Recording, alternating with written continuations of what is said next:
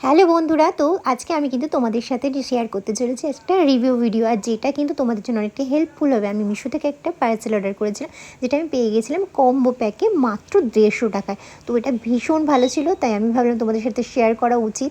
তো দেখো, আর প্রোডাক্টগুলো যে এতটা ভালো আসবে আমি তো ভাবতেই পারিনি। তিনটে প্রোডাক্ট, তিনটেই দারুণ।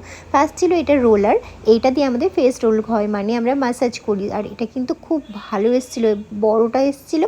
আর তার সাথে দেখো মানে একটা এরকম রোলার থাকবে, তার সাথে এরকম একটা স্টোন থাকবে, যেটা ওটা ম্যাসাজের কাজে লাগে। তোমরা যারা করো তারা তো ভালোভাবেই জানো।